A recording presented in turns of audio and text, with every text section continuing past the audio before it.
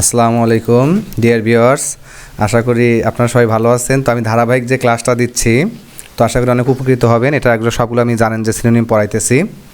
তো দেখেন আমি অনেক কিছু লিখিনি, জাস্ট যেটা দরকার সেটাই লিখছি। এখানে লেখা আছে নার্সিজম। তো নার্সিজম মানে হচ্ছে আত্মপ্রকাশ। আপনারা একটু খাতায় সাইড নোটে লিখে নেন। হ্যাঁ, এটার মানে হচ্ছে আত্মপ্রকাশ।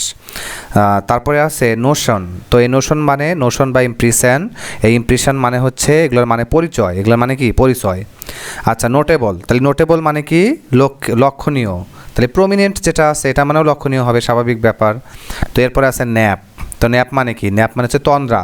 আর তন্দ্রা কোনটাকে বোঝায়? ওই যে মানে ঝিমঝিম ভাব, মানে ঘুম ঘুম ভাব, কিন্তু ঘুম আসতেছে না, এরকম একটা ভাব আর কি, মানে ঘুম ঘুম ভাব আর কি।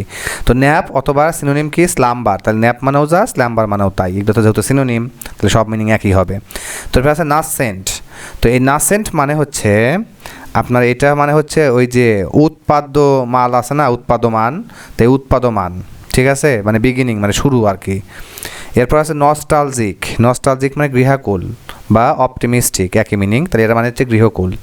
এটা মুখস্থ করবেন, ডিরেক্ট মুখস্থ করবেন। অকুপি। তো এই অকুপি মানে হচ্ছে দখল করা। তাহলে সিনোনিম কি? গ্রাফ। এরপরে আছে অবডিউরেট। এই অবডিউরেট যেটা আছে বা অবডুরেট, আপনারা যেটাই বলেন, উচ্চারণ নেম ঝামেলায় ফেলাইতে চাচ্ছি না। তো অবডুরেট মানে হচ্ছে অবাধ্য। এটা হচ্ছে ডিজবি, অবাধ্য, মানে এর সিনোনিম হচ্ছে স্টাবর্ন। এখন আছে অমনিপটেন্ট।